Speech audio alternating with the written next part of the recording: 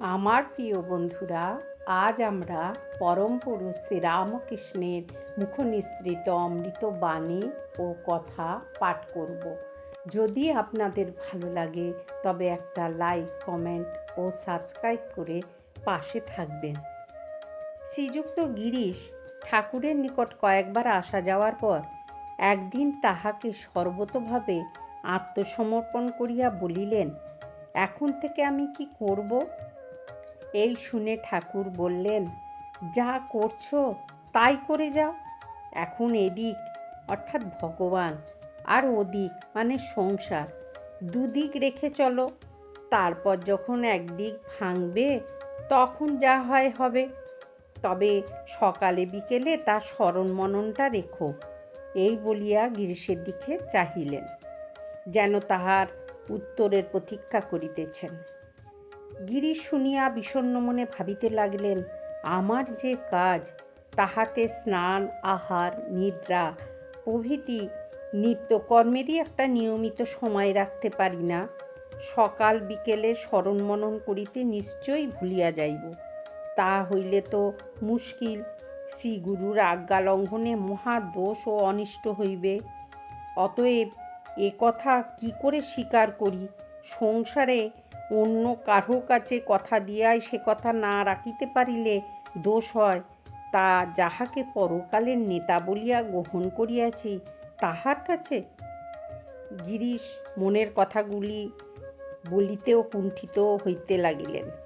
আবার ভাবিলেন, কিন্তু ঠাকুর তো আমাকে আর কোনো বিশেষ কঠিন কাজ করতে বলেন নাই। অপরকে কথা বলিলে এক্ষুনি আনন্দের সহিত স্বীকার করিত, কিন্তু তিনি কি করিবেন? আপনার একান্ত বহির্মুখ অবস্থা ঠিক ঠিক দেখিতে পাইয়াই বুঝিতেছিলেন যে ধর্মকর্মের অতটুকু প্রতিদিন করা যেন তাহার সামর্থ্যের অতীত। আবার নিজের স্বভাবের দিকে চাহিয়া দেখিতে পাইলেন, কোনরূপ ব্রত বা নিয়মে চিরকালের নিমিত্তে আবদ্ধ হইলাম এই কথা মনে করিতে গেলেও যেন হাঁপাইয়া ওঠেন, এবং যতক্ষণ না ওই নিয়ম ভঙ্গ হয় ততক্ষণ যেন প্রাণে অশান্তি। আজীবন এইরূপ ঘটিয়া আসিয়াছে।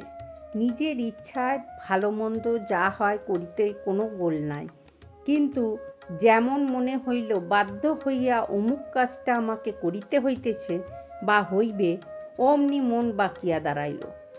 কাজেই আপনার নিতান্ত অপারক ও অসহায় অবস্থা উপলব্ধি করিতে করিতে কাতর হইয়া চুপ করিয়া রহিলেন। করিব বা করিতে পারিব না কোনো কথাই বলিতে পারিলেন না।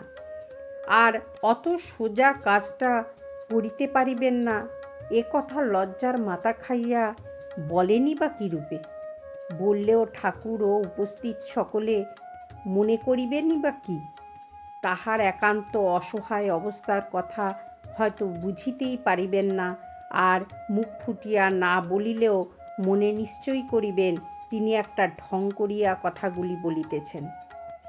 ঠাকুর গিরিশকে ঐরূপ নীরব দেখিয়া তাহার দিকে চাহিলেন এবং তাহার মনোগত ভাব বুঝিয়া বলিলেন, আচ্ছা, তা যদি না পারো তো খাবার সময় আর শোবার আগে তাহার একবার স্মরণ করে নিও। গিরিশ নীরব। ভাবিলেন, ইহাই কি করিতে পারিবেন? দেখিলেন, কোনো দিন খান বেলা 10টায়, আর কোনো দিন বিকেল 5টায়। রাত্রির খাওয়া সম্বন্ধেও ওই একই নিয়ম। আবার মামলা মোকদ্দমার ফ্যাসাদে পড়িয়া এমন দিন গিয়াছে যে খাইতে বসিয়াছেন বলিয়াই হুঁশ নাই।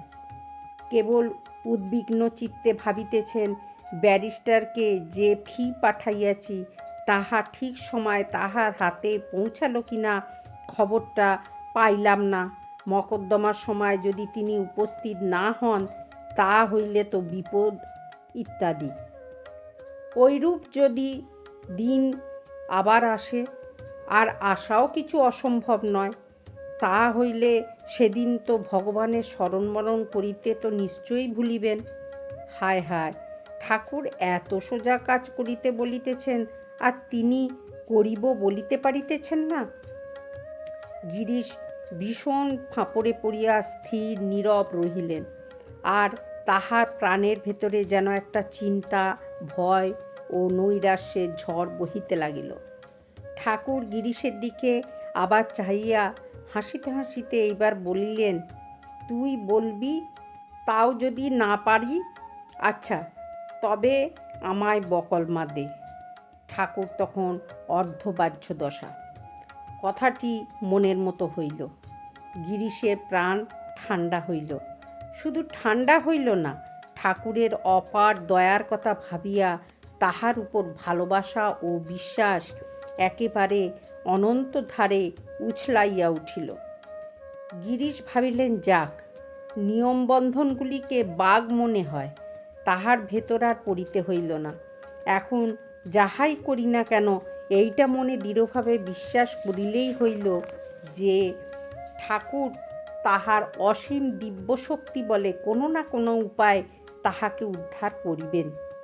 শ্রীযুক্ত গিরিশ তখন বকলমা বা ঠাকুরের উপর সমস্ত ভার দেওয়ার এইটুকু অর্থই বুঝিলেন তাহাকে নিজের চেষ্টায় বা সাধন ভজন করে কোনো বিষয় ছাড়িতে হইবে না। ঠাকুরই তাহার মন হইতে সকল বিষয় নিজ শক্তি বলে ছাড়াইয়া লইবেন। কিন্তু নিয়মের বন্ধন গলায় পড়া অসহ্য বোধ করিয়া তাহার পরিবর্তে যে তদাপেক্ষা শতগুণে অধিক ভালোবাসার বন্ধন স্বেচ্ছায় গলায় তুলিয়া লইলেন, তাহা তখন তিনি বুঝিতে পারিলেন না। ভালো মন্দ যে অবস্থায় পড়ুন না কেন, যশ অপযশ যাহাই আসুক না কেন, দুঃখ কষ্ট যতই উপস্থিত হোক না কেন, নিঃশব্দে তাহার সহ্য করা, ভিন্ন তাহার বিরুদ্ধে তাহার যে আর বলিবার বা করিবার কিছুই রহিল না, সে কথা তখন আর তলাইয়া দেখিলেন না। দেখিবার শক্তিও হইল না। অন্য সকল চিন্তা মন হইতে সরিয়া যাইয়া কেবল দেখিতে লাগিলেন শ্রীরামকৃষ্ণের অপার করুণা। আর বাড়িয়া উঠিল শ্রীরামকৃষ্ণকে ধরিয়া শতগুণে অহংকার। মনে হইল, সংসারে যে যাই বলুক, যতই ঘৃণা করুক, ইনি তো সকল সময় সকল অবস্থায় আমার, তবে আর কি, কাহাকে ডরাই। যা হোক, শ্রীযুক্ত গিরিশ এখন নিশ্চিন্ত। এখন খাইতে শুইতে বসিতে ওই একই চিন্তা, শ্রীরামকৃষ্ণ আমার সম্পূর্ণ ভার লইয়াছেন। সর্বদা মনে উদিত থাকিয়া তাহাকে যে ঠাকুরের ধ্যান করাইয়া লইতেছেন এবং তাহার সকল কর্ম ও মনোভাবের উপর একটা ছাপ দিয়া আধিপত্য বিস্তার করিয়া আমূল পরিবর্তন আনিয়া দিতেছেন, তাহা বুঝিতে না পারিলেও সুখী। কারণ তিনি ঠাকুর অর্থাৎ শ্রীরামকৃষ্ণদেবকে যে বড় ভালোবাসেন এবং আপনার হইতেও আপনার। ঠাকুর চিরকাল শিক্ষা দিয়েছেন, কখনো কাহারও ভাব নষ্ট করিতে নাই। একদিন শ্রীযুক্ত গিরিশ ঠাকুরের সম্মুখে কোনো একটা সামান্য বিষয়ে আমি করিব বলায় ঠাকুর বলিয়া উঠিলেন, ও কি গো, অমন করে আমি করিব বলো কেন? যদি না করতে পারো, বলবে ঈশ্বরের ইচ্ছা হয় তো করব। গিরিশও বুঝিলেন ঠিক কথা। আমি তখন ভগবানের উপর সকল বিষয়ে সম্পূর্ণ ভার দিয়েছি এবং তিনি সেই ভার লইয়াছেন। তখন তিনি যদি ওই কার্য আমার পক্ষে করা উচিত বা মঙ্গলকর বলিয়া করিতে দেন, তবেই আমি করিতে পারিব।